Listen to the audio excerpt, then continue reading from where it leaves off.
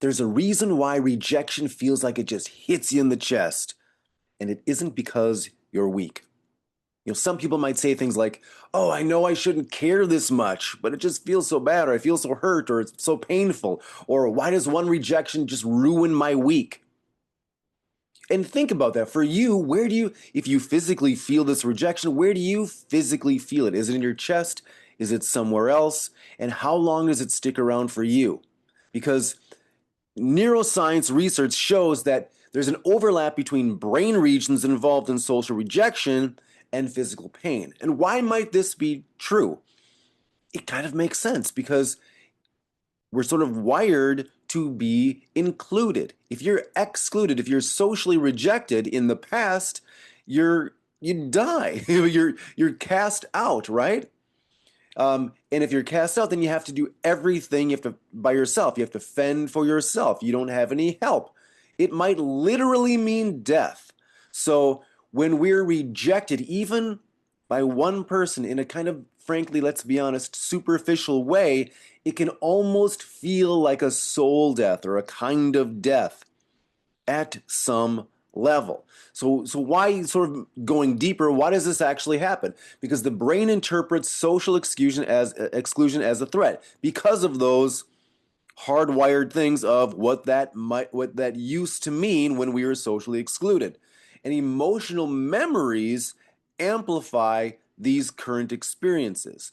If you've heard the term neurons that fire together wire together. So each time that you or you're rejected, you remember the last time. So it's sort of this gestalt firing of these neurons, and it connects to all the other times. So you might find yourself overreacting when you're rejected, or when it even seems like possibly, maybe, kind of, perhaps you're rejected. It just automatically zip connects to all those other times, and so therefore I must have been rejected, and so it means that I'm unwanted, unattractive, not desirable, a loser, whatever it is that comes to your mind. It's all false, by the way. But you believe it's true because it's so powerfully connected to these other emotions. So how could it not be true? That's what you're thinking. And you'll fight me, you'll argue with me on that. You'll defend this, but it's still at some level just a decision you've made unconsciously. So what do you do? What do you do with all this? First, knowing that feeling hurt is normal. You didn't get the result you wanted, right? You were rejected. So it hurt. That's normal. Avoid turning this pain into your identity. Like, you're sort of mind reading. So she rejected me, therefore I am whatever, or I'm not whatever. Don't think that. It's not who you are. It's just something that happened right now. One discrete thing that happened right now. It's not, oh, one of the millions of times, it happened or whatever. So ideally use rejection as information, not a verdict that determines something. Imagine if you could do this, because you can.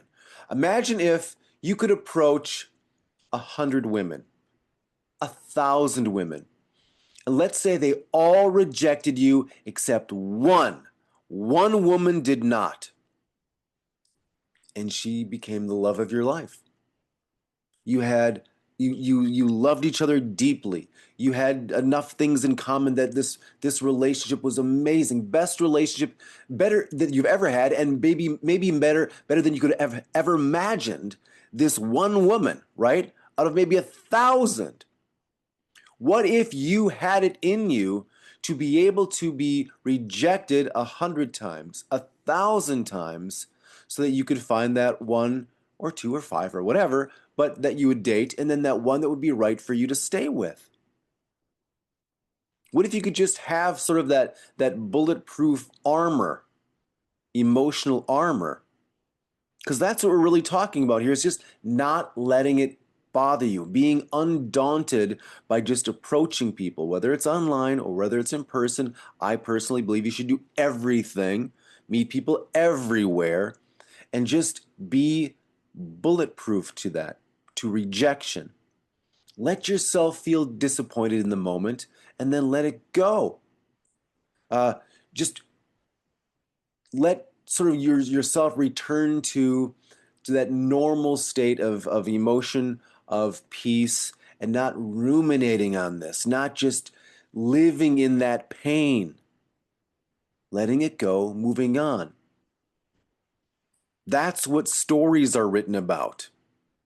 Okay, not people who gave up after 5 times or 10 times or 100 times. It's the people who kept going. So, yes, pain is a real experience, but it isn't an accurate conclusion.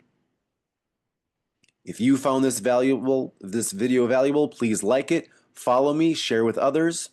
If you want a one-to-one consult, I can do a free strategy call with you where we talk about what you're going through, see if working together might be a good fit. And otherwise, I will see you on the next video.